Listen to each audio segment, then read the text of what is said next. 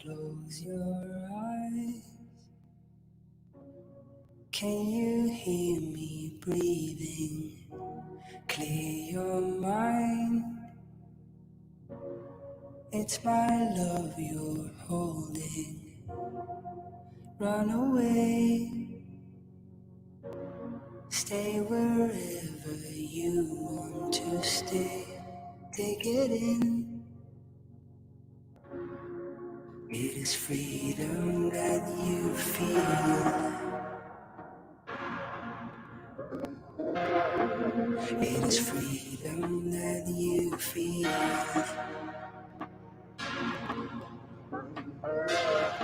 It is freedom that you feel.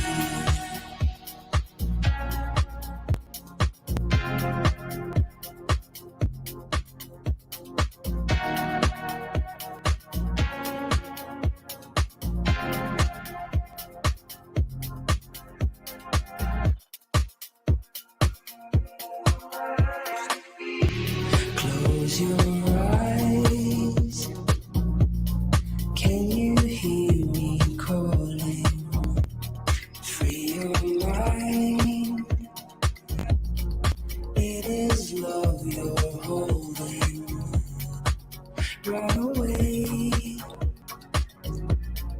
stay wherever you want to stay. Take it in. It is freedom that you feel.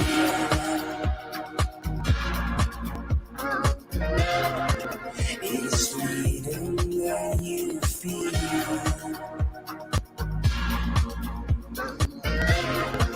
It is freedom that you feel.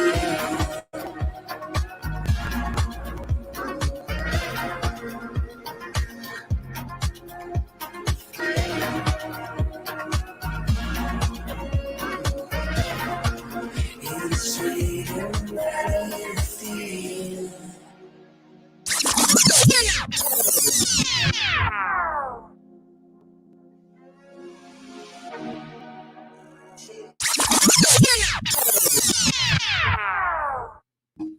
Good morning. Good morning.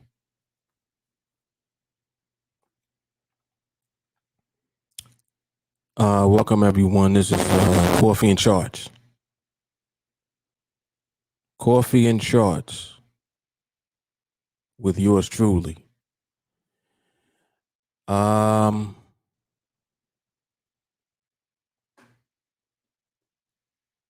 me just make sure that audio is good.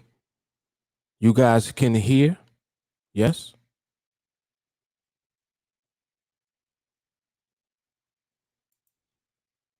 Also, when you guys come on, make sure that you like the video, share the video. If you're tuning in from YouTube, be sure to subscribe to the YouTube channel. Turn on the bell notifications. If you're on Facebook, be sure to follow the TeamAlliance Facebook page. Also, like and share the video. And if you're on Twitter, be sure to retweet and also like and share the video. I'm just waiting for someone to verify that everyone can hear.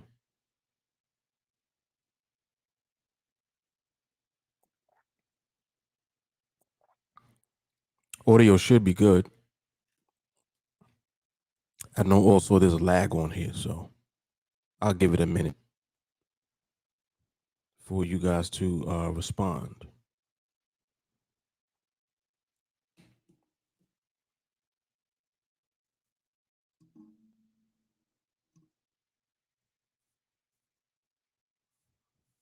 Okay, thank you, Carmen. Excellent. All right. All right, very good. Okay, so this is volume 9 for Coffee and Charts.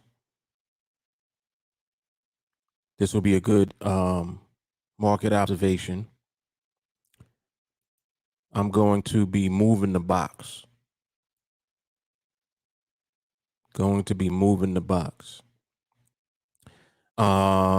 am going to be doing lives more frequently, whether it's this or the regular live market observation that I'll tend to do in the evening or at nighttime, or even the podcast. I'm around more often now, so I'll be available to do something just to keep you guys close, because a few people actually in the group, they've been sending me videos of things that they're doing. Some of you, I must say, are growing very well through the training, and you're moving in the training very consistently. You know, just taking your time, not rushing things, that type of thing. On the other hand, some of you have sent me videos that are cause for concern for me, because I see that you're not seeing things fully, but you are trading. And I want to make sure that if you're trading, if you're actually entering into trades, that you understand why you're entering in the trade. And it's not just because you think a trade setup or you think that you saw a trade setup or whatever the case may be. In other words, we don't want trades to be limited to the setup of the trade. So what I'm referring more specifically to is parameters. Although parameters are part of our process, they are not the process. There's an entire process that precedes that. And the process that precedes parameters is the process that creates the environment necessary before parameters are to be applied, which is stability. The only environment that you need to be aware that the market is in is when the market is stable. Anything that is not that is next. Throughout this, you're going to see me move this box. I'm going to move the box the same way that I showed you guys how to move the box in whatever that live market observation was. The last one I did. I forgot what the number of it was, but the most recent live market observation that I did, it was like a training. Matter of fact, let me just go find it so I'll know exactly what number it was. I think that it was 27. Yeah. So volume 27, when you guys saw me go into detail about the box on that observation, you'll see me do that in this observation today for coffee and charts. So I'll be moving the box. And the reason that I move the box again is because you want the entirety of movement of the market at the time to be within the box, because we know what that means. When the movement is inside the box, it means that the market is doing what it needs to do to lead up to RCB. And RCB is the visual indication of stability. So if you're not visually seeing the market staying within the box, then there is no RCB.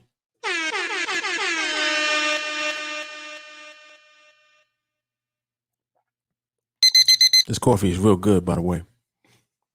And if there is no RCB, there's no reason for you to apply parameters and try to enter into a trade. So even if a trade is setting up at a time when RCB is not present, it doesn't mean anything for us. If RCB is not present, then there's no trade. Point blank, period. So you should not be in a trade if RCB is not present. And this is why you need to continuously work on observation. Here's a good example. You see how, let me zoom in. You see how these candles here are in the box, these three, and then this one, market moved outside the box. When you see the market move out the box, you need to move the box. So we move it down here. So if you're looking at this, you know this can't be a setup. Oh, but Mark, it's in position. The parameters are valid. How can this be a setup when you don't have RCB? Well, Mark, how do you know that you don't have RCB? How many candles are in the box? Do you see how I'm simplifying it? If you look right now, I just moved the box, right? How many candles are in the box? And I mean the entire candle. This you can't count. This one you can't count because this right here is partially in the box, so it ain't in the box. Only half of this candle's in the box. So you only got one candle in the box right here. So if you have one candle in the box, how can you have a cluster? If you don't have a cluster, do you have RCB? Nope. So am I making sense? Do y'all see how I'm simplifying everything I'm talking about? It's simple. It's simple. If you don't have multiple candles in the box, you cannot have RCB. If any part of RCB is not there, then it is not RCB. It can't just be R.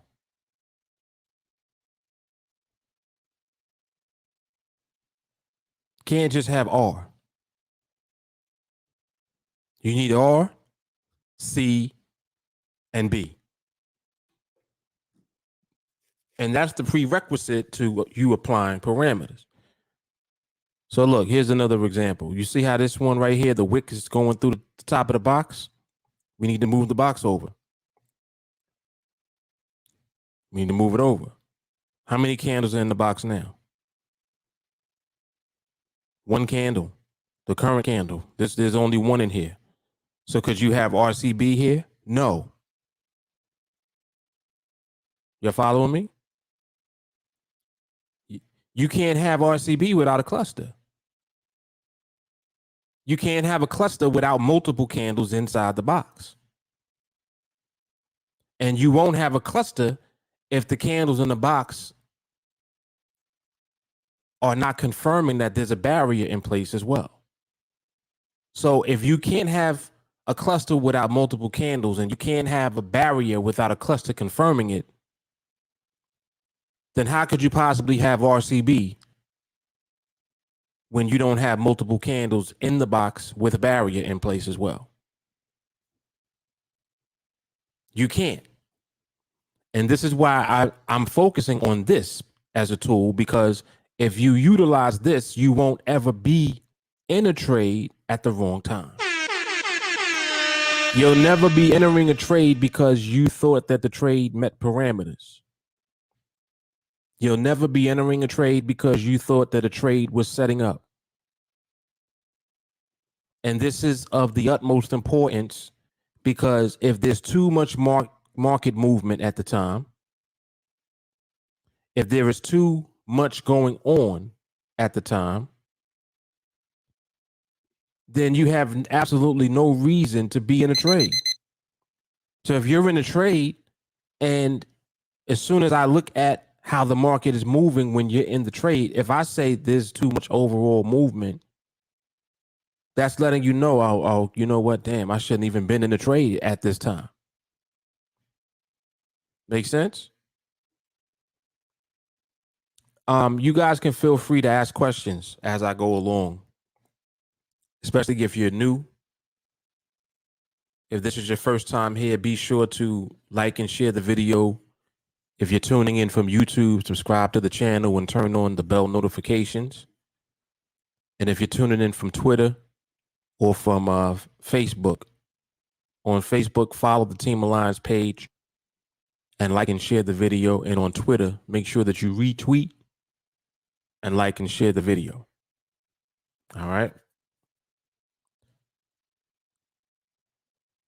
I'm going to step away for a second. I'm going to heat up this coffee. I'll be right back.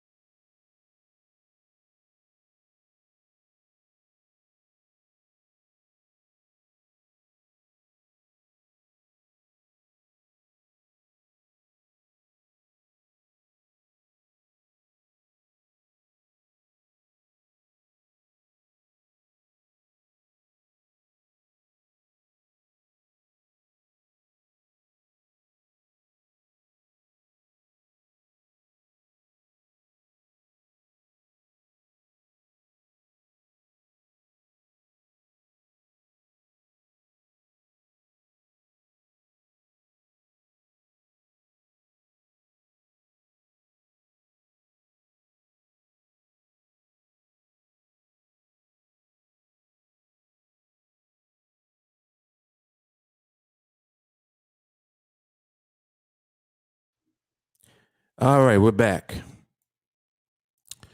So let's move this box again. So you see how these candles are touching the box? They touching the line. They touching the top or the bottom of the box. And anytime that you see that, you need to move the box. So now it's coming off of this. So I just move the box over here and wait once again. We don't want to see candles touching the top or bottom of the box. We want to see the candles contained in the box. All right.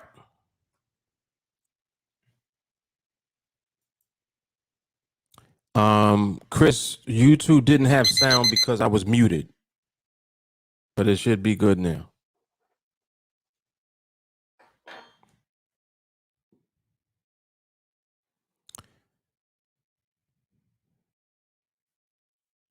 Micah says stability is always key, but some folks in TA still don't get it. They figure because the market is not giving you the 5+1, then you are doing something wrong. You have to recognize stability. This is key.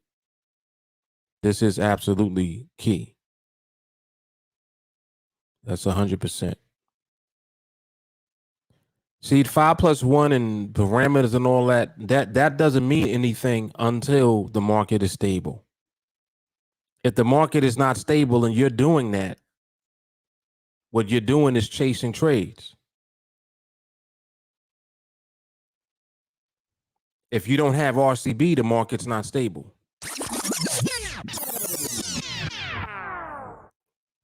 Whoa. This is how important RCB is. This is why you need to learn how to recognize RCB. This is why the box is so important. SG, there's one candle out of the box in a 5-minute binary, DQ the entire binary. One candle out of the box. As soon as the market touches the top or bottom of the box and violates it, everything starts over. And I hope you understand, just like just now, did you see when I moved this box?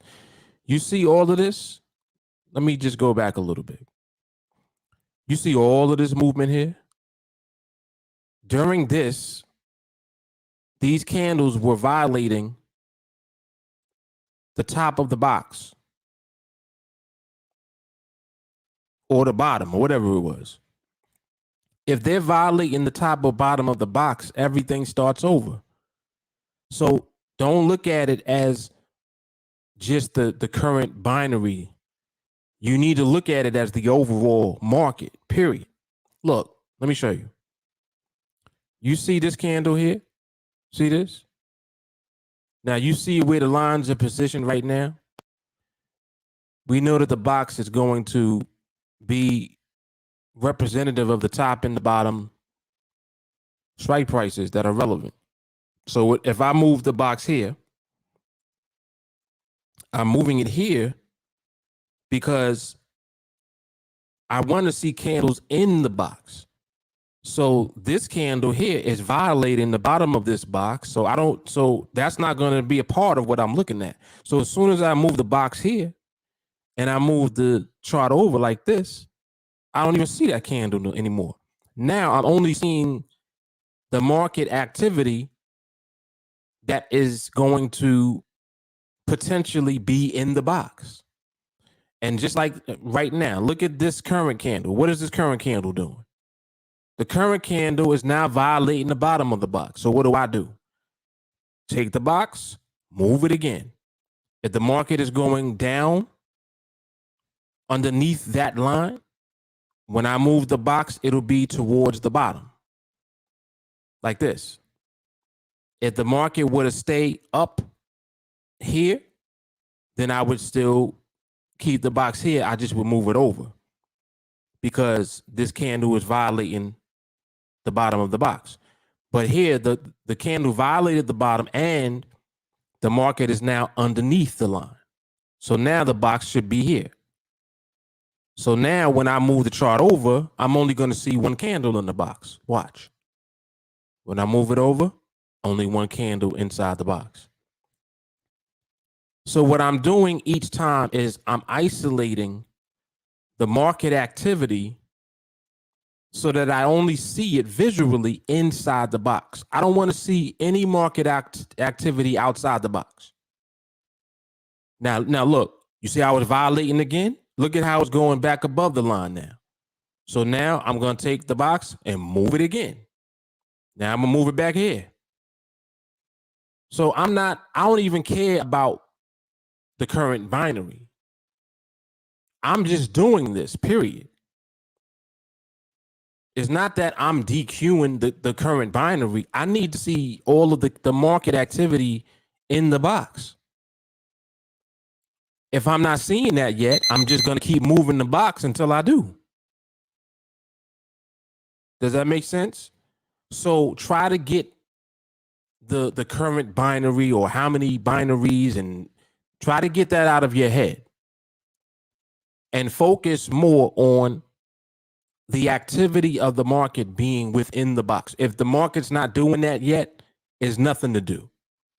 If the market's not doing that yet, everything is DQ'd. Everything is next. The market activity is not even in the box yet. So what is there to do? Nothing. If the market violates the bottom or the top of the box, move the box. You want to see all of the activity in the box. If it's not doing that and it keeps violating the box, keep moving the box. Does that make sense? So that's the answer to SG's question about DQing the binary.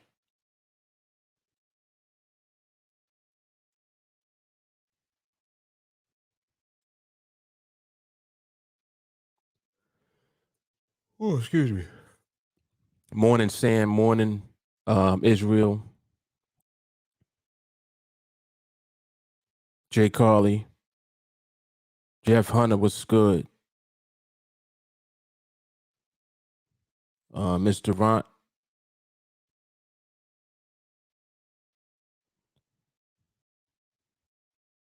C. Walker. Mike is here. Mr. James. David. Anthony Anderson. BCJ Torre. Eric Stevenson. And I see Mel also. Nicole Blunt. Jamal Smith. Alfred Carmen. Peter Leonardi. Mark Z. Patrick. Cranty. I see Champion also. All right, cool. I see Adoria, Forrest, Stacy. Yeah, so SG, hopefully that was and I know that it was. That was a good explanation, because what it does, it helps to keep you away from everything that is not market activity inside of the box. I mean, it's like even now, you see how the candles are starting to kind of stay in the box now. So this could be creating the base for a barrier. And as it's doing this, you also see that the movement is also attempting to stabilize. What do I mean by that? Well, these candles got wicks on them. So the wicks indicate that the market's moving and then coming back. But in spite of it doing that, it's also potentially establishing a base here. And if that base is going to be respected, then you'll see the barrier revisited and retested, and then the barrier will hold. In other words, the market won't violate this barrier where the base of these candles are. And what I do is I actually like to see, like you see right there where it says lowest. You see, you see in the information box right there underneath, where it says price, highest, and lowest. Where it says lowest, it says 3.4, right? 19334. This one is 336. No, that's 335. Excuse me. So you got on this candle 334, 335 here, and on this one 335. So you have a base around the 334, 335 area. So if this barrier holds, the barrier is the area between that 3-4 and the strike. That's the barrier. Now, the market starting to stay in this box. That's exactly what we want to see first. It wasn't doing that a little while ago. This is the first time that you really are seeing the market stay in the box. So anytime that you're wondering about, all right, is there a barrier? Well, the market's going to prove whether the barrier is there or not, because what it'll do is it will revisit the area. So when it comes back down here and it revisits this area, if it holds again, then you know that the barrier is holding. But you want this to do that holding over a series of candles. So now when you're looking at all of these candles, when you look, you're like, okay, look at this. They're all in the box. Exactly. So you know that if it's still in the box, that it's for the time being respecting the actual strike price. That's number one. Two, when you see the movement, and right now we're looking at the movement in actual real time, you see how now it's going past, so it's not respecting this. So even though these candles were in the box, the movement is still too much. There's still too much movement present, and that's why the market is moving beyond the barrier. It's not respecting it. There's still too much overall movement present. And you guys have heard me say that on many occasions in the chat. A lot of times when people share their videos,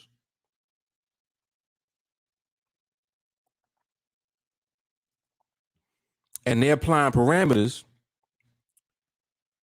I'm not looking at parameters at all. I'm not even looking at whether it was a good trade. Because if you are entering when there's too much overall movement, it's not a good trade. Because too much overall movement means that RCB is not present yet. And if RCB is not present yet, that means that the market is doing too much still. There's too much movement still. It's not respecting barriers. It's not clustering. And it may not be in a range. Now, there are some times when the market does start ranging, but it won't respect the barrier. It'll violate the barrier. What does that mean? It means that you still don't have RCB. Even though you have a range, the market's not respecting the barrier yet. Until the market starts doing that, still not RCB. Now, the thing that keeps you focused all the time is moving the box. Now, look, you see how I'm moving this here? I'm doing this because where this red candle is, the market violated the top of the box there. So again, I only want to see the activity in the box because I know I can't have RCB without the activity being inside the box. You can't have a barrier if the market's not in the box as far as its activity. You got to have activity in the box.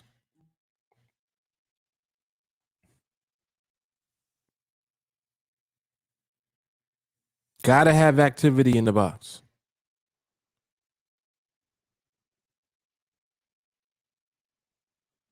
Brendan, what's going on?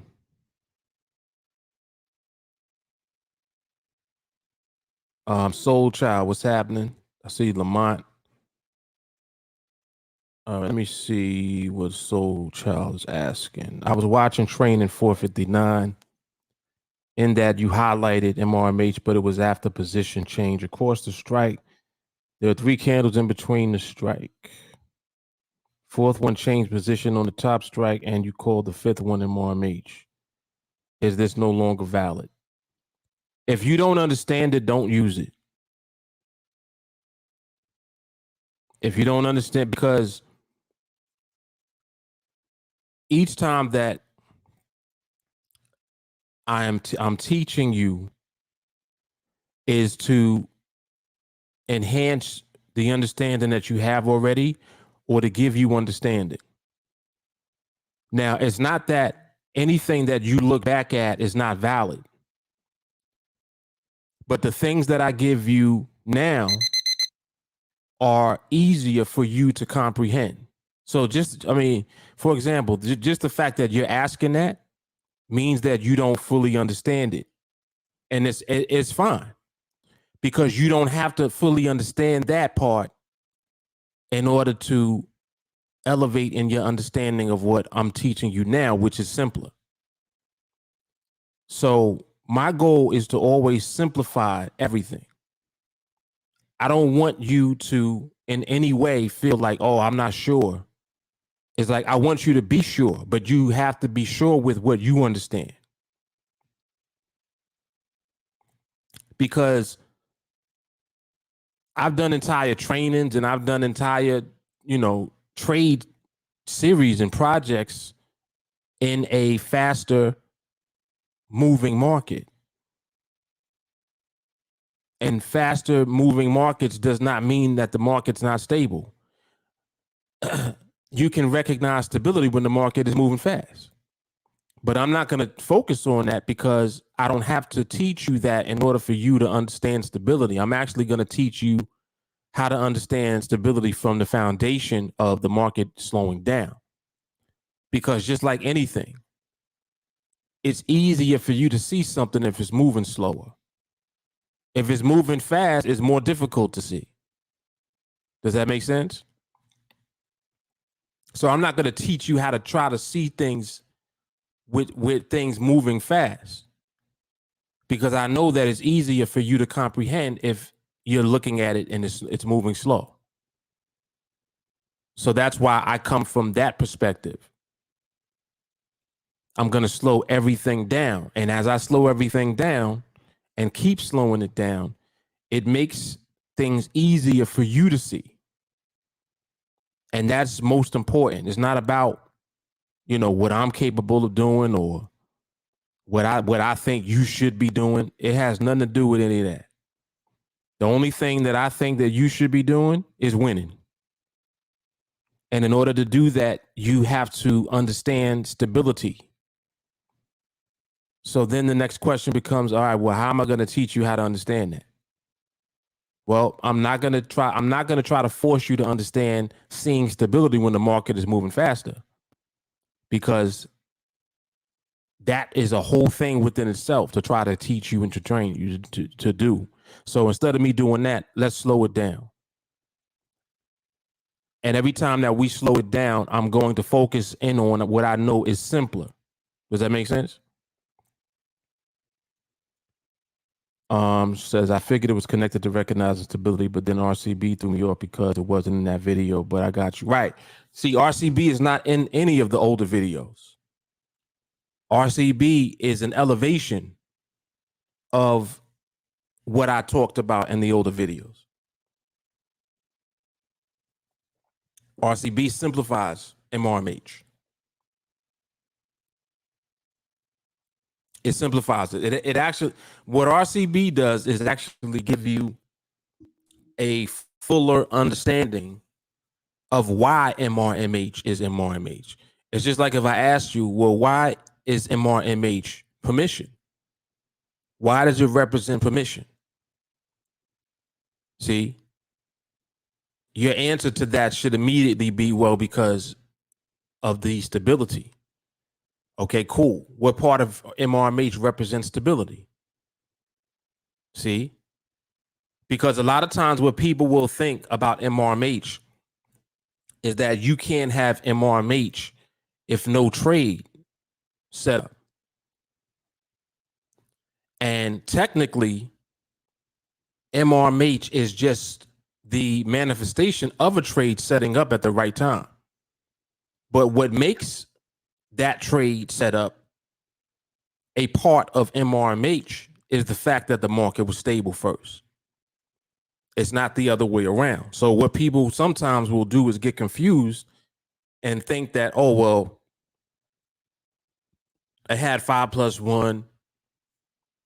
It was pricing. They're looking at parameters thinking that that is going to represent MRMH. But if you're applying parameters at the wrong time, you know it's not MRMH. How could it be? When the foundation of MRMH itself is stability in the market. So instead of me focusing on the trade aspect of MRMH, I focus on the stability aspect of it. And that's where RCB comes in.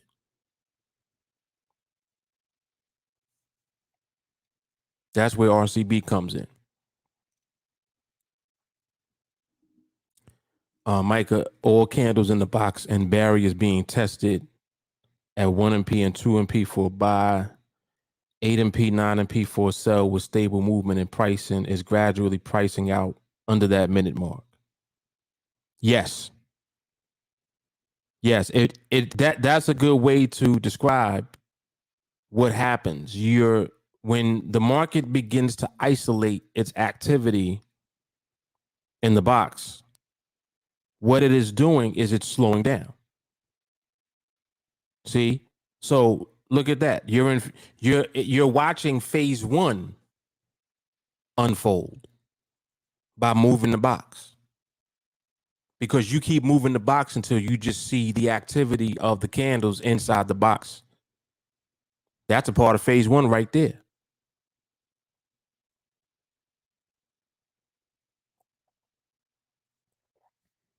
Yep, that's a part of phase one right there.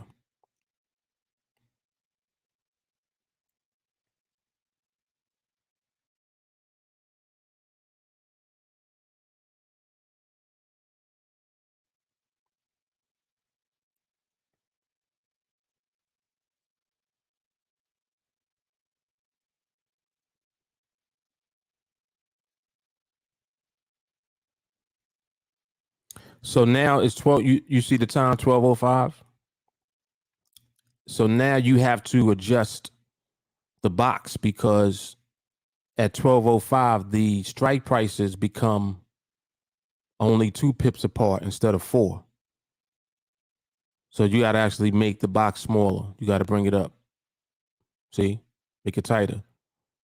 So now the box is only covering 2 pips of actual movement versus 4.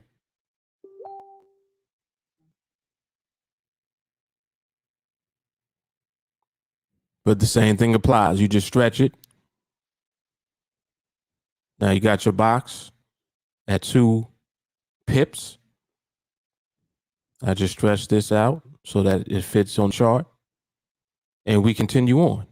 We're moving the box. See?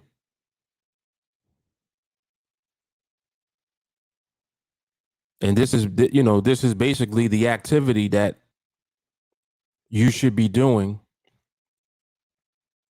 as you're observing. This is the simplest thing that you could do. Parameters are you loading the gun, but stability is the target. If there ain't no stability, ain't nothing to shoot at.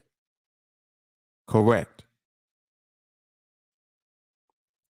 Correct. Stability is the gun. Parameters is bullets. So just think about that. How you going to shoot bullets off without the gun? You can't shoot anything off without the gun. So you need you need the pistol first. What you gonna do? Throw the bullets?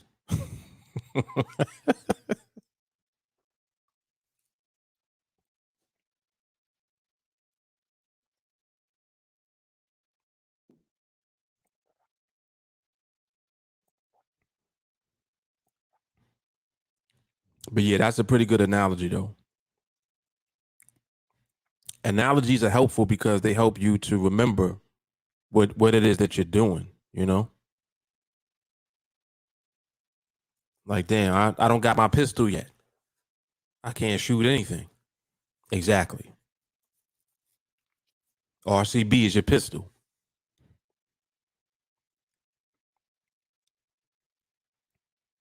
Very good. Yeah. Yeah. Very good. The box is the scope. There it is. There it is.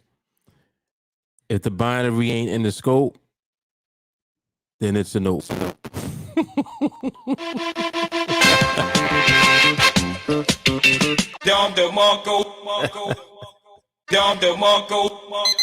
That's hard. The binary ain't in the scope, then that's a nope.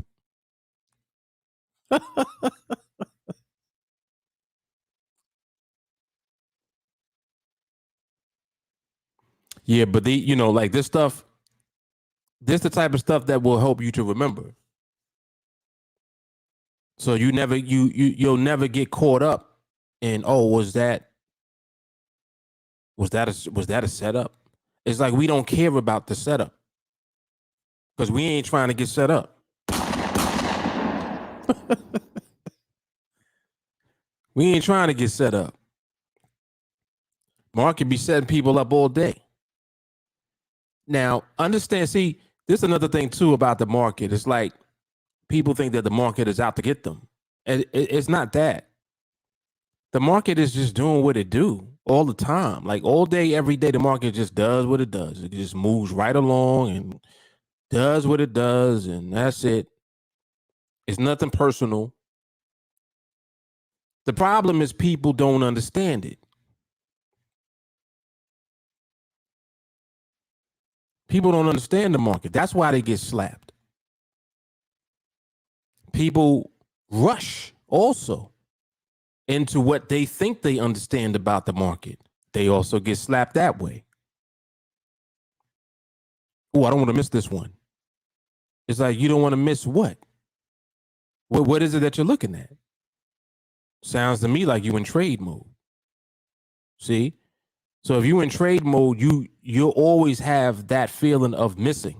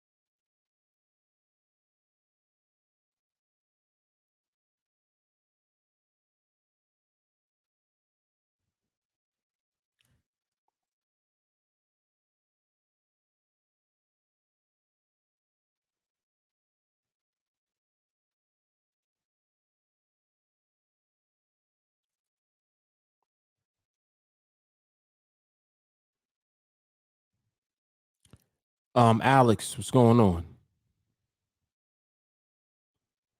The reason that Muffin Women, what's happening? In response to your question, Alex, the box I'm moving is not just showing the recent candle. The box I'm moving to show activity inside of the box. So you need to understand what the box represents. The box just simply represents the area between the top and the bottom relevant strike price. So the top and bottom lines represent the top and bottom of the box. The top and bottom strike lines that are relevant for where the market currently is represent the top and the bottom of the box. So all I'm doing is creating a visual so that I can see activity. If any of the market's activity violates the top or the bottom of the box, I'm going to move the box. So it's not that I'm moving it to the most recent candle. I'm moving it at the time when the market violates the top or the bottom. Because you can see right now, this current activity is in the box, right? But what we're doing is observing the activity in the box. And as the market continues to stay in the box, that is how the market gradually makes its way to RCB. If the market is doing too much, you'll find that it will consistently violate the top or the bottom of the box and keep moving around and doing too much. There's just too much movement. So if there's too much movement, I need to move the box. And I'll keep moving the box until the market starts to slow. When the market starts to slow, it'll do less of that. As the market does less and less of that, it'll do more of the ranging that we need it to do. The movement will eventually begin to stabilize. Ultimately, it will create a barrier, and that will be confirmed by clusters of candles. So RCB eventually will take place if the market activity stays contained inside of the box longer. The less time it spends in the box, the more often we have to move the box. But all of this is leading up to us remaining focused on the right things. This doesn't have anything to do with us looking for a trade or anything of that nature. Do you not want to know history or what it has done relative to other candles? I'm looking at it right now. When you say that, I'm not sure what you mean.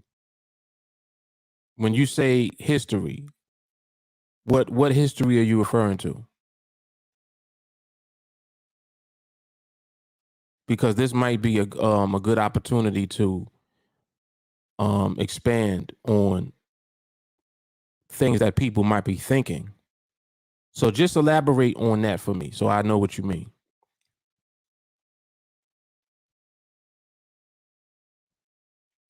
Zabu, what about that wick touching the bottom of the box? Move the box. This one here. Let's see if it touched. It didn't touch. It's in the box. You see where it says lowest? It's above the line. I mean, I'm not being all extra technical, but I just do that. Unless I see it violate the box, I leave the box. Even at the top here. Look at where it says highest. What's the number? 29. Is that in the box? Yep. What's the highest here? 29. Is that in the box? Yep. See, so I leave the box if I know it didn't violate the top or the bottom. And I'm just, that's just me. I just do that. And I can know, it's like I know just by looking. So without me even doing what I just did, where we actually looked at the exact price that it went to, I can see visually that it didn't violate. It didn't violate the top or the bottom yet.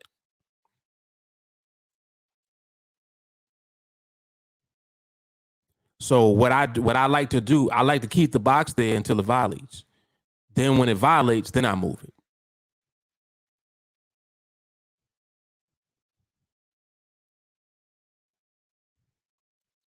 Correct. Yeah, Anthony caught it. Anthony said it's not touching.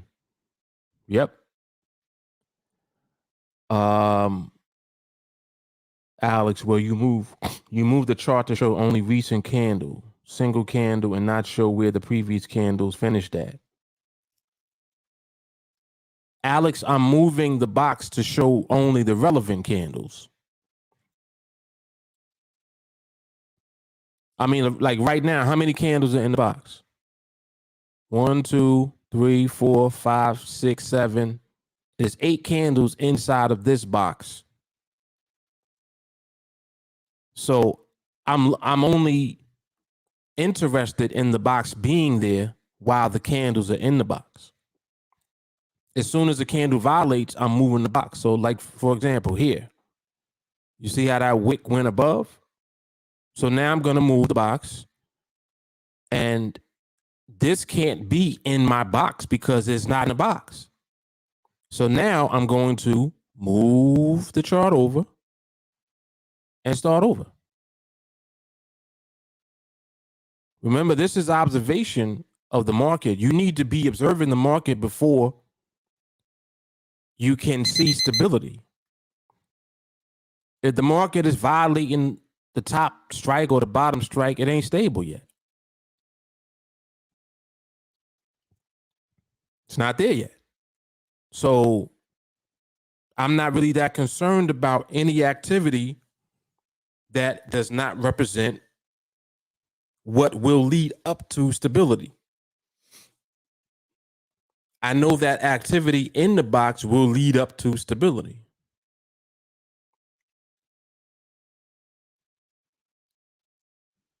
Movement that's violating the top or bottom of the box does not represent stability. That's why I move the box. As long as the market keeps doing that, I'm going to keep moving the box.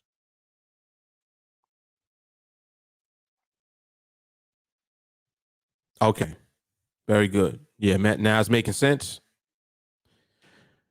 Walker, is there an arbitrary starting point from where the box is placed, or do you place it at the beginning of each binary? Good question.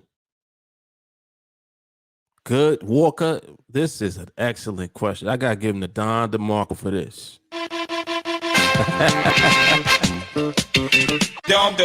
Yeah. Yeah, you know why this is good?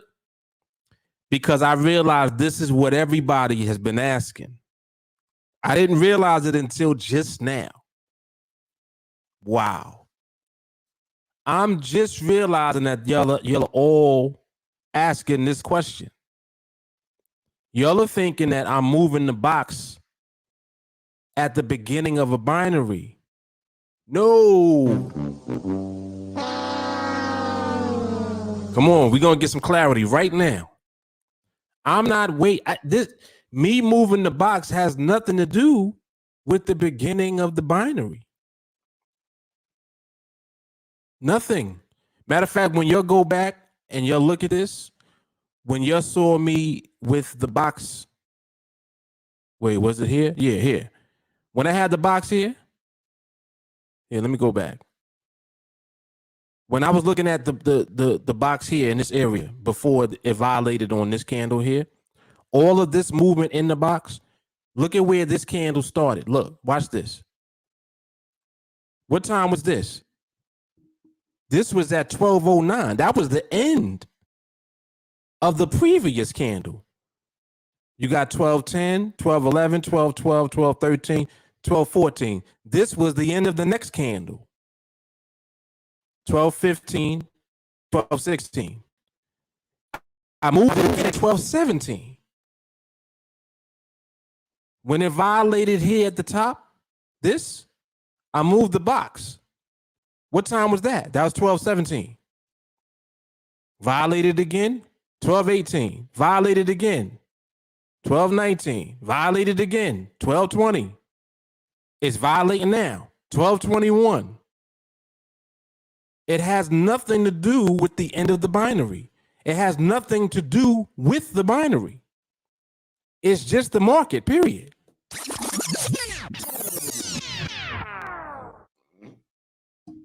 Am I making sense? I want to see activity in the box. It has nothing to do with the beginning or the end or the current binary. I want to see movement in the box, period.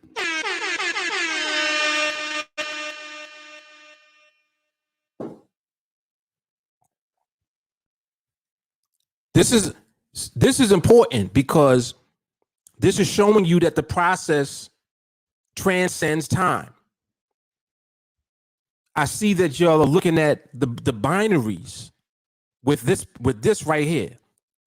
You don't have to look at I don't care what binary it is. I'm not concerned about, oh, well, is this the current binary or no. My only concern is that the activity is in the box.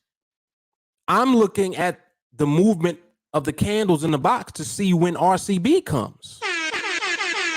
Hold on. Hold on. If any candle violates, I move the box. I don't care what's going. I don't care when the binary is. I don't care what binary it is. If any of these candles violate my box, I move the box. And I'm seeing that this is why some of you are making errors and you're doing things when the market is doing too much, because you might be thinking about the current binary or the last minute of the binary. Listen, this process that I'm giving you is an elevation and a simplification of 301. 301, you're conditioned to wait for 130, right? You check your speed. You want to make sure that your environment is slow. You want to make sure that your phase 1 is confirmed. If phase 1 is confirmed, then you move on to phase 2. You look at the actual behavior. If your behavior is not stable, you next it. And you keep doing that, and each binary, right? I'm going through 301 right now. Each binary, you keep next it. Why you keep nexting it? Because the market's not stable yet. Look at what I'm doing with the box. I keep moving the box because the market ain't stable yet. Are y'all following me? Like, is this making sense? I keep moving the box because the market ain't stable yet. It don't have nothing to do with the binary yet. The same way that in 301, when you next in that last minute, why did you next? Because the market's not stable. Why did you next? Because the market ain't slow. See? So it's the same thing, but it's simpler. This is simpler because you're coming out of the mind frame of a trade setting up. This is what I mean about me pushing you away from trade mode altogether. I'm pushing you out of trade mode. Some of you move into trade mode without meaning to do that because of the whole 130 and the last minute of the binary. So it's kind of like you already in trade mode. In your mind, you're like, I'm just waiting for something to set up. Oh, let me check my environment. Let me check my behavior. Oh, there's a setup. When what's most important is that the market is stable. So if there is a setup, that setup should only be relevant if the market is stable. So you can't ever be tricked if you're waiting to see stability first. Well, how do you know the market is stable? If you got RCB, the market is stable. And guess what happens? If you have RCB and then the market positions itself, guess what happens? Then a trade comes. And then guess what? The trade that comes is going to be a winning trade because we're going to know the outcome of that trade. Why? Because we already got RCB. So the box helps you to simplify 301. You're simplifying the protocol by using the box. That was a good question. That was a very, very good question.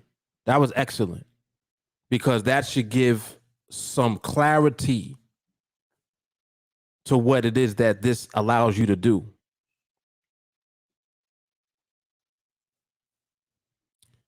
At what point would you pull the trigger to take the trade if candles stay in the box? Be confident it will remain there while your trade completes. You're only pulling the trigger when the trade comes. when the trade comes, but you're only doing that when RCB is present. And look, yep, pay attention to this. Look at this. You gotta get a Don DeMarco for this. Don DeMarco. Don DeMarco. Come on, Ant. Come on, man. That's solid right there. Look at what he said. He moves the box with the market. The market got to stay in the box. Come on, man.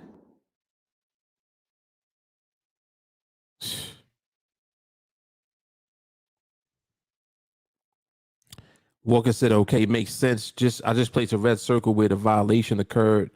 If it occurs at any point during the binary is just nexted. Yes. Bingo. Bingo. Just like this. Look. Look at this. You see 1, 2, 3. There's 4 candles in the box here. Look at the current candle. See, I just violated the bottom. Now watch this. If it stays under, the next candle will be in the box. I'm going to move this over. Let's see where the next candle appears. Watch. Let's see where the candle shows up. If the candle's in the box, it's under the line. Let's see where it shows up. Where's the candle? Candle's in the box. And look, now the candle's going back over the box. So we do it again. Now we do this, put this here, and move it on over. Guess what just happened? We just nexted. That's a next, that's a DQ, that's all of that. Whatever you want to call it. But really it's a next because you shouldn't have been applying parameters there anyway. Make sense? So look at how the box does everything for you. Just taking the box and following what the market is doing right now and making sure that the activity is within the box ensures that you're always where you need to be. Always. Move it there, candle in the box, move this over. You want to see all of the activity now in the box. If you don't see that, market ain't there yet. If the market keep violating the top of the box, move the box. See?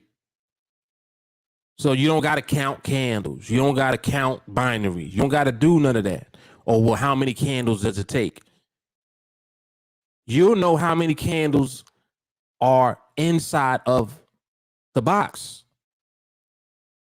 But it doesn't even matter how many candles in the box. You know, in order to have a cluster, you got to have more than one. In order to have a barrier, you got to have a cluster.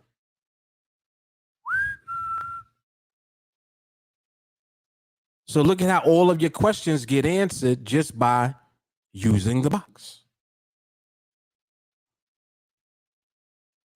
Crazy, man. It's so simple now that your brain tries to complicate it because it's this simple.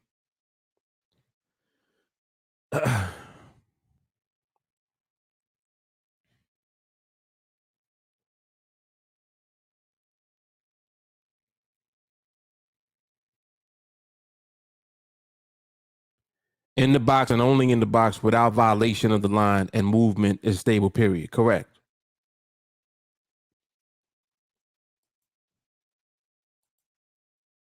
When stability is present, you're really only going to be moving the box on position changes and it'll be fewer moves of the box. Very good.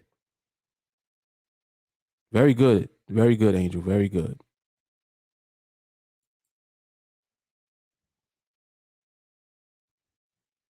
The B in RCB stands for barrier.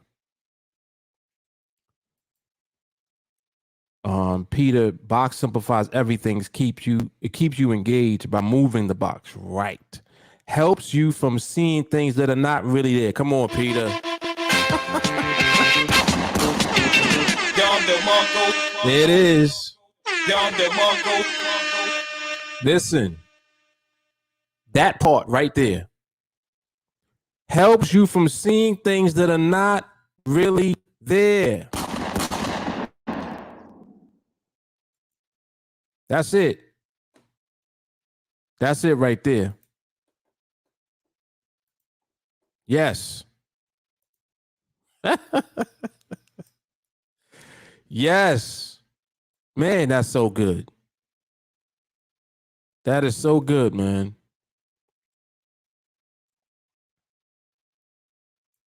Cause you start seeing ghosts and shit after you be looking at the platform for too long and doing too much. You get exhausted. Oh, I didn't get a trade yet. Next thing you know, you see a trade all of a sudden. Nah, ain't no trade. Market ain't even the box. The market's not even in the box. How can there be a trade?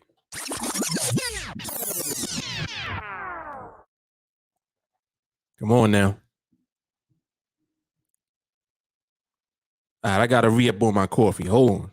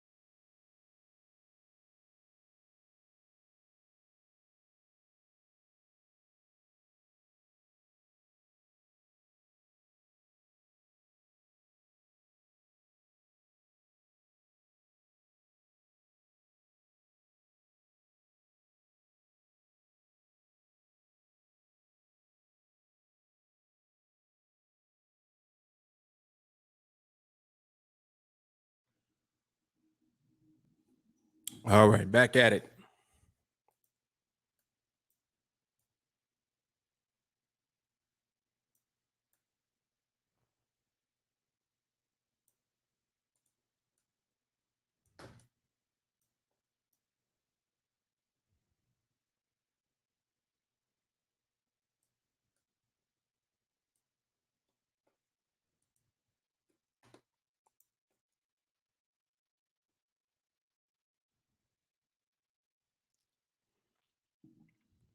Mac, what's going on?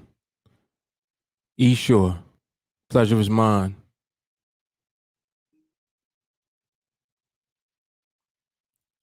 Peter, some of my best work. Talk your shit, Peter.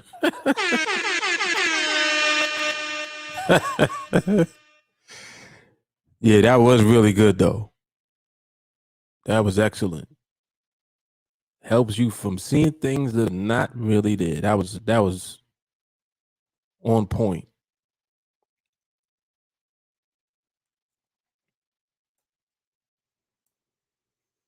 Yep. So I'm not sure for anyone who is here on the stream now, um, if any of you may not be familiar with NADEX, but NADEX is the bomb, man. Like this platform really allows you to position yourself financially when you take the time to learn and understand the movement of the market.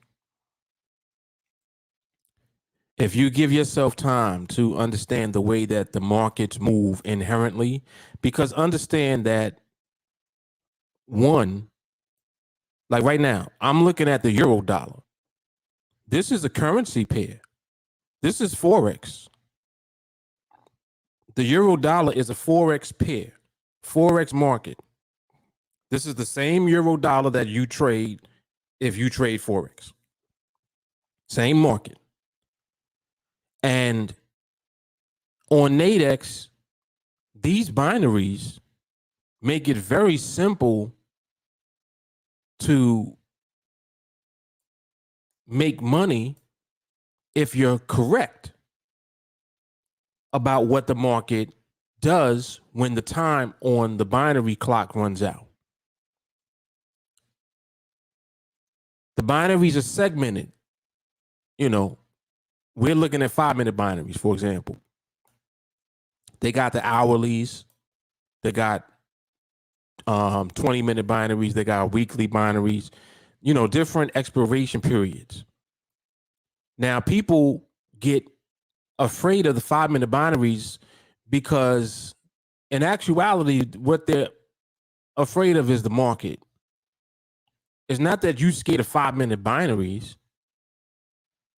5-minute binaries just force you to look at the market within a shorter, period of time.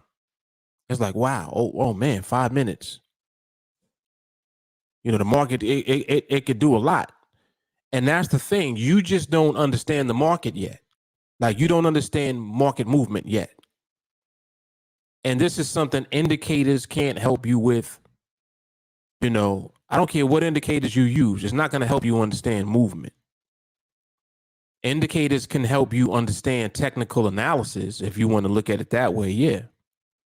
Support, resistance, trend lines, channels, Fibonacci, retracement levels, all of that type of stuff. Yeah. All of that is technical as far as analysis, but that doesn't help you with movement. Because the question becomes, well, how does the market actually end up going to where it goes to? How does it move? How does it move to where it gets to? There's so many different types of behaviors that the market has.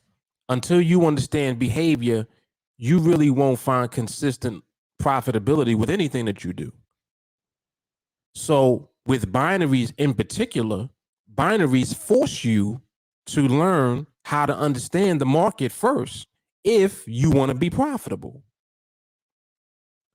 If you don't understand the market, you can't consistently be profitable with binaries. Because binary is simple. It's very simple. Look. Binary is so simple. It's like this. You see where the market is right now? Matter of fact, let me move the box. See where the market is? Right now, the market is above this line right here. Right? And someone using technical analysis they'll look at this and they'll say, wow, look at this. Market's in a nice downtrend. It's in a nice downtrend. Man, I could take a short here. I think that the market will move lower. I could short this binary right here. So what they're doing is they're trying to predict that the market is going to go down. And when the clock runs out, that the market will end up being below that line or below the bottom of this box that you see. So they'll make a prediction. They'll use their indicators and, technical analysis or whatever they got, and they'll make that decision based just on that information, not understanding behavior. They don't understand behavior yet. So they'll place a trade. All right, look at this. I got a minute and change. Yeah, I'm a short right here. And they'll go ahead and take that short. Now, market behavior is funny because the market could move lower like it is now, right? The market could move down here somewhere and bounce. If the market finds some type of support down here and decides to reverse and go the other way, in a minute, you can see the market back up above that same line. So sometimes you'll be right, but you won't always be right. And therein lies the problem. So until you actually understand behavior, you won't know why the market did what it did. It's like, man, why did it go back up? I don't understand. It was in a downtrend. Why did it go up? All of that is market behavior. That's what it is. It's all market behavior. So until you actually begin to observe the market and study behavior, you won't know that. So you'll do all of your trading based on technical analysis and using indicators, the same way that you trade in Forex, for example. And you'll come to NADEX and you'll trade binaries the same way. Not understanding that the market behavior is actually what will dictate what the market decides to do during the binary or during the time of the binary. So for example, just like this one here, if you shorted here, you won that trade and you feel good, like, yeah, that was great. I knew it was going to win because this market's in a downtrend.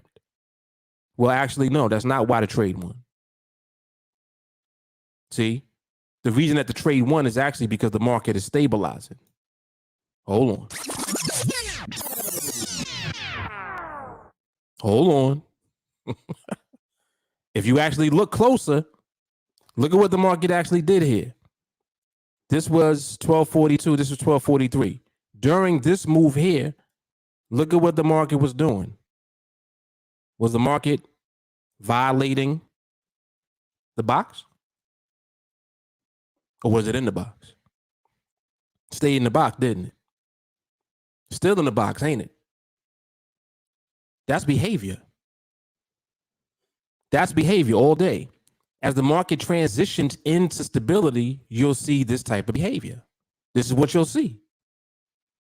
Now, if you're trading based on technical analysis and indicators, you don't know that. You're thinking that you won that trade because this market's in a downtrend. You're like, look at this, man. It's a beautiful downtrend. Yeah, I knew it was going to win. But that's not why this held. That is not why the market stayed here. The reason that the market stayed here is because it's stabilizing right now as we speak. That's why. The same reason that it's still in the box right now.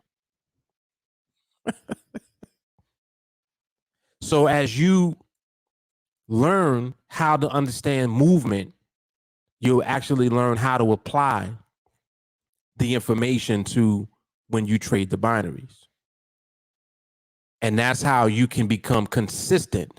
So now becoming consistent means that it doesn't take a lot of trades for you to make a substantial amount of money and put yourself in position.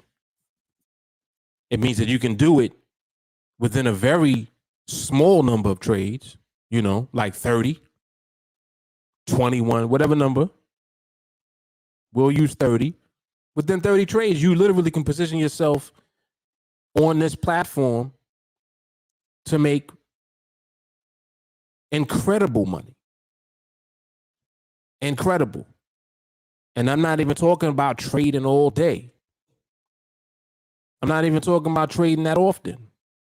Even if you were only to trade once a week, once every other week, you talking about six-figure income. All because you understand the market. See, this is about understanding the market. It's not about trades. If you take the time to understand the market first, you'll understand why your trade is always going to win. Because you're always going to be in a trade at the right time, and you'll know the outcome of the trade before you take it. That's the key to this. Doing that over and over again. Over and over again.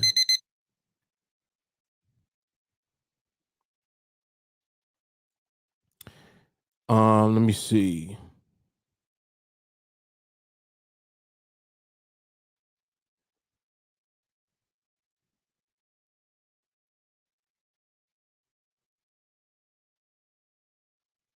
Zabu, does the Venus Project have a viable future? Absolutely. Absolutely. Isho, how long have you been using this platform? I've heard great things. Yeah, NADEX is awesome. I've been using NADEX, I think, since 2000. I want to say 2017. Maybe late 2016. I think 2017. But they've been around since 2009 as NADEX. And before that, they were a company called Head Street. So I think that they became NADEX in 2009, which is short for North American Derivatives Exchange. And they've been doing business since then, 2009. Their parent company is IG. IG been around for years. And NADEX is powerful because it's an exchange. It's not like a traditional broker, like like Forex brokers. They are an exchange, and they created their own instruments that you can trade. So the binaries are an instrument on the platform that you can trade, which is basically you trading on the opposite side of people with the opposite idea as you. So, for example, if you anticipate that the market is going to remain above a certain level, you would be buying, and you would be taking the opposite side of the trade of someone on the platform who thinks that the market is going to move below that same level by the time the binary expires. And then y'all fight it out. One of you going to be right. One of you going to be wrong. If you right, you win and you profit. If you wrong, you lose. It's so simple. Do you, as an experienced trader, trade different environments because you possess that skill, or do you only stick to this process that you've been explaining now? If so, what makes you only stick to it when you have other opportunities because you have the skill? I only stick to this now, and it's because I preach what I practice. So what I'm teaching is what I'm doing. And this is actually better for me because I prefer to have my time.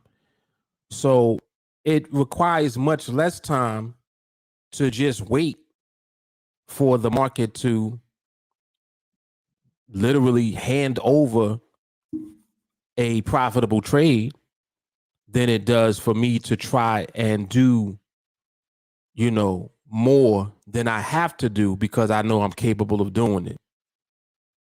I would prefer to use my time to do other things than to occupy my time just being on the charts, looking for trade opportunities. I don't really want to do that. I'd rather just observe the market and wait. I can make more money observing the market and waiting in actuality with so much less stress than doing anything else. So to me, the real skill is just in the patience, because when that trade comes and it sets up, we have the ability to scale up on this platform. Just put yourself in the position that you want to be in. And when you end up being in a trade, that one trade represents a large income. Like, put it like this: one trade pays all of my bills.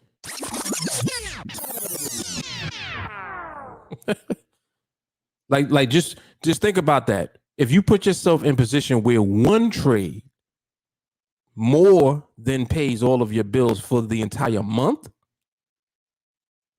you've done very well.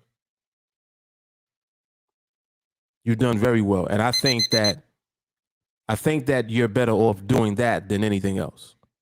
Like, what's better than that? What's better than that? Jay, I tested your system. It works nice, but what I don't understand is that the fifth candle in the box, around 50 seconds left, the risk versus reward seems off. Can you explain that angle? Jay, I'm not sure what you mean.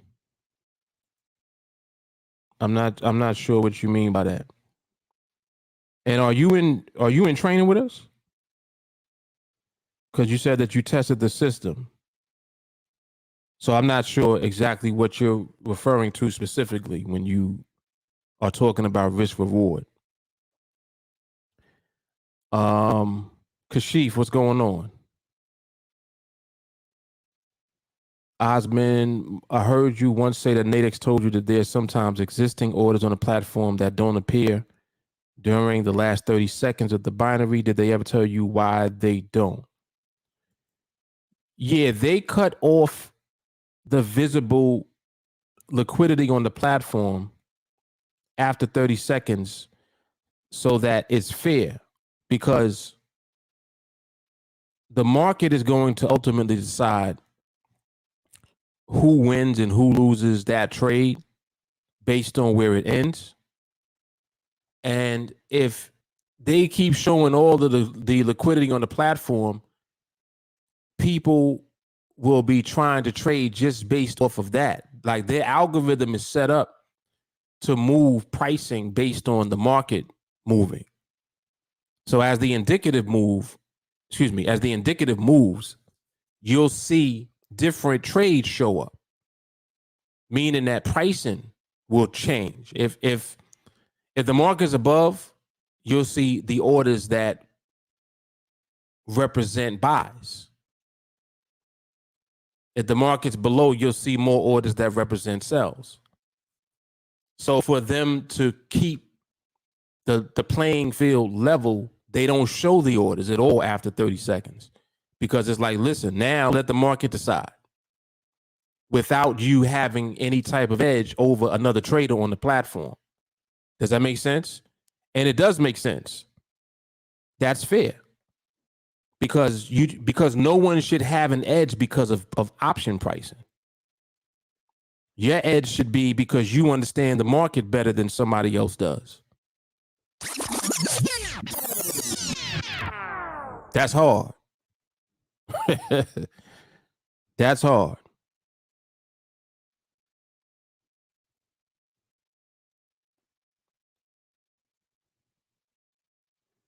David Johnson, what's happening?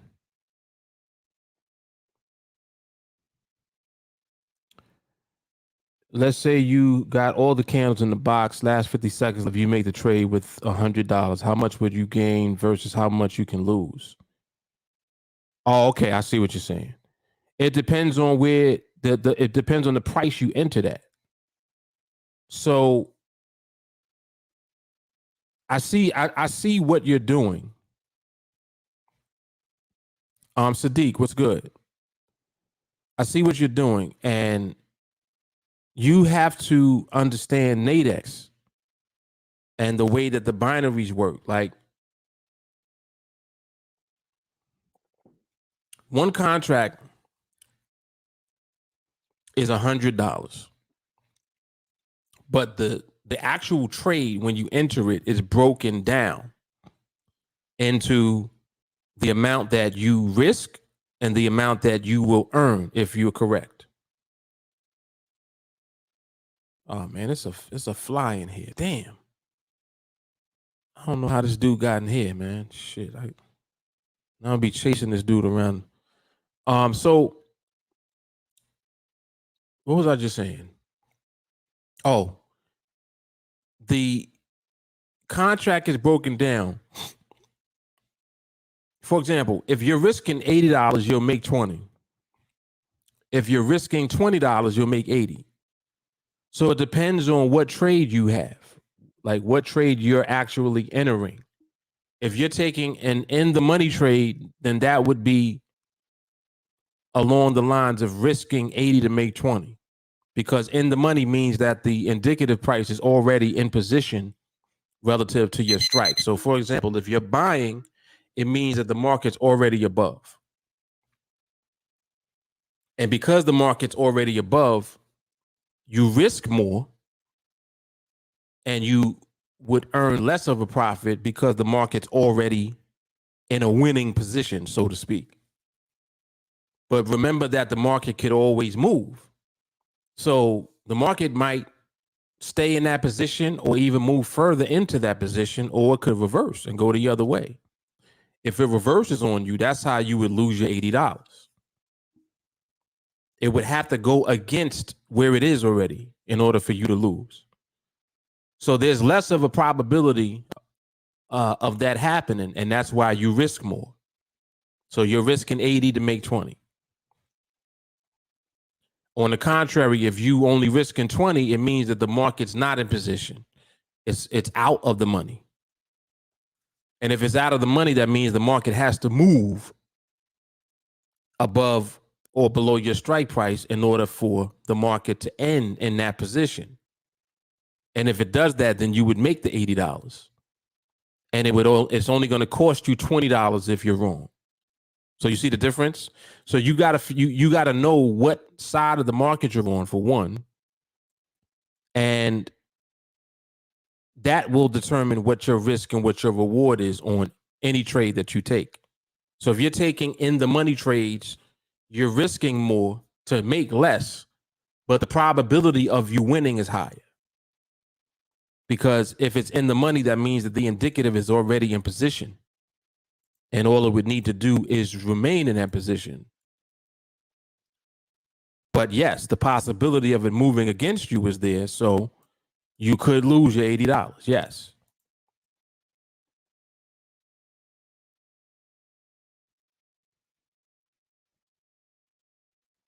So hopefully that explained that. Okay. Very good. You're welcome.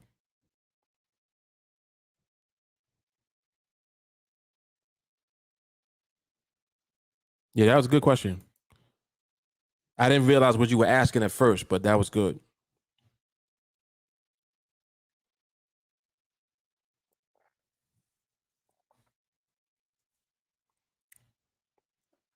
Yeah, so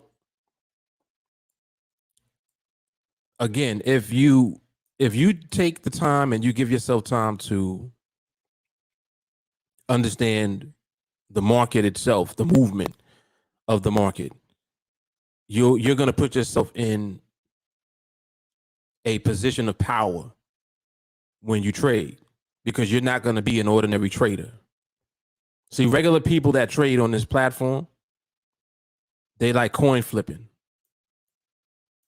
So it turns into, gambling, because that's what people make it into, but they don't have to be that. This right here can be cash flow if you learn how to understand the market first. But if you don't give yourself time to understand the market first and you just go in and start trading, then it's a coin flip pretty much every time that you trade. And the problem with a coin flip is that you can't guess right 100% of the time.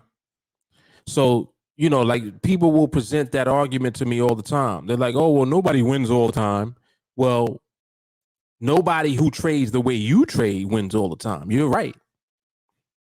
And that's exactly why you will never see me trade the way that you trade. I don't trade that way. What I do is observe the market and wait. I learn how to recognize when the market is stable. I utilize tools and things that give me clear indication that that's the case.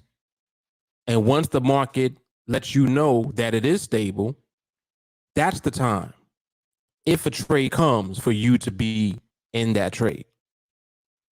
So two things have to happen. You need to, one, wait for the market to stabilize, and then two, wait for the trade to come.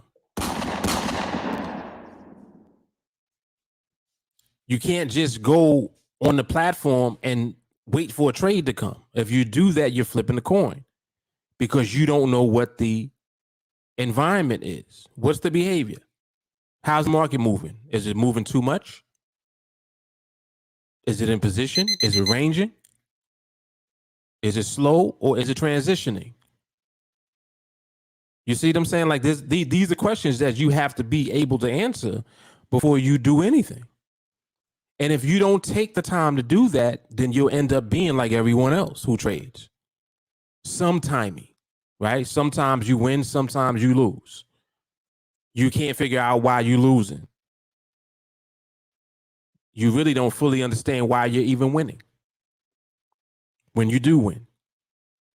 Just like right now, if I recorded many of you trading right now and then played it back and asked you, well, do you understand why you won this trade? You wouldn't be able to answer me. You know what your answer would probably be? Oh, I won because it stayed above the line. What you talking about, Lewis? That'll be your answer. Oh, because it stayed above. That's why I won. No, that's not why you won. That's what happened. But that's not why you won. So you need to know why. If you can't answer why, then you shouldn't be trading, period. That's just my advice.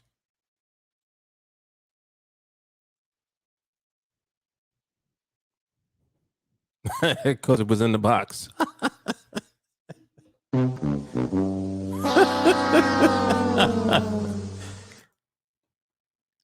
That's another silly reason.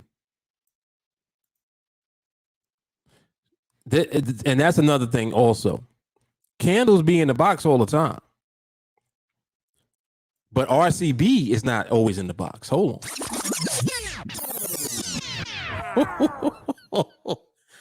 Whoa.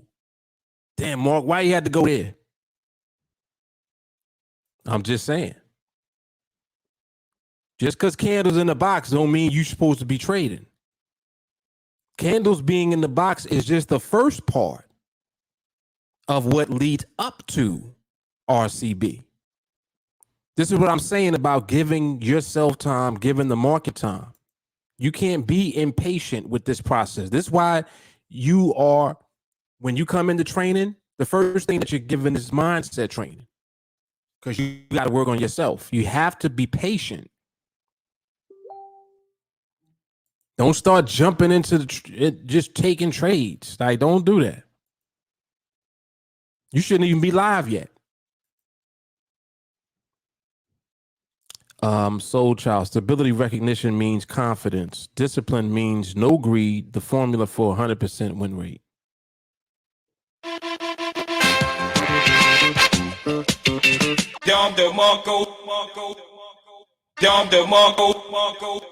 Come on, Angel. Get him. Get him. That was hard. That was hard. Yep.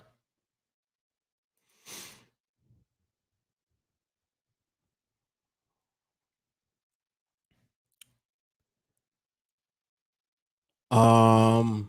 Hmm.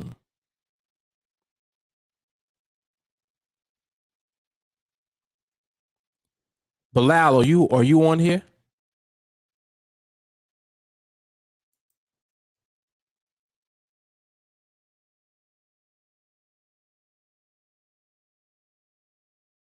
See if he's on here.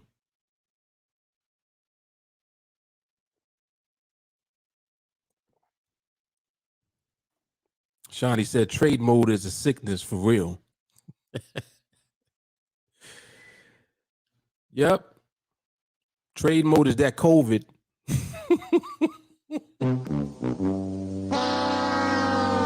Come on, man. Don't catch it.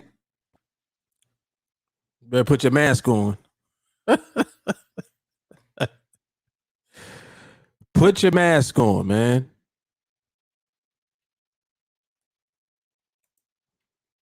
All right, Alex. Peace out.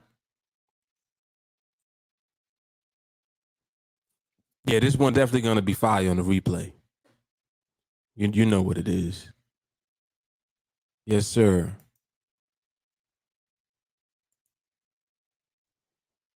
Okay, I don't think Bilal is on here. He was asking me something, but I'll get back to him. Yeah, so I mean, like you even right now, you see how the market is slowing? See this? This is the first part of what you want to see. You want to see the market start slowing down like this. You want to see all of your activity being contained in the box. This is how the market starts to create levels that ultimately will become a barrier.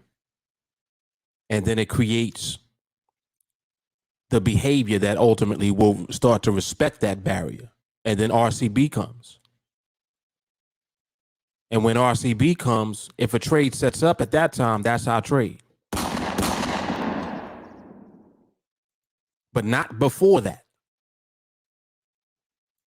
See, don't jump the gun and start just applying parameters and trying to get into a trade. That's not what we're doing. This is an entire process. The box helps to simplify the process that we use.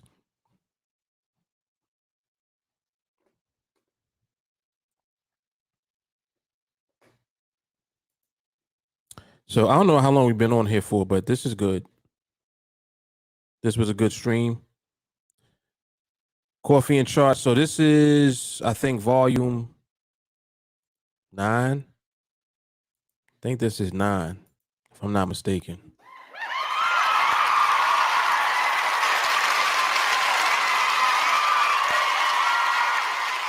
So we'll be back at it. I'll probably be doing the podcast at some point during this week.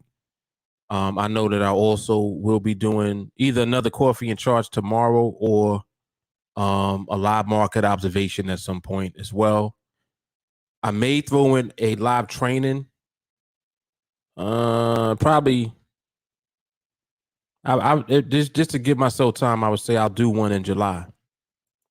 I don't really like. There's no real need to do a live training yet because the last one that I did, and then also volume 27, market observation. That's like a training. Matter of fact, that is a live training. Point blank. Period. The market observation, volume 27. If you haven't watched that, go back and watch that. That's when I went into detail about the box, kind of like I did today, but it's even more clarification.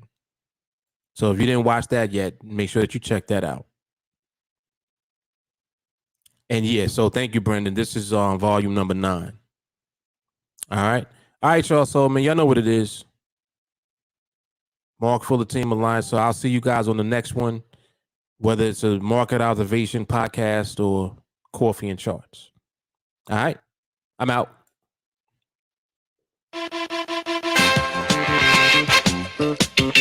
Dom de Marco, Dom de Marco.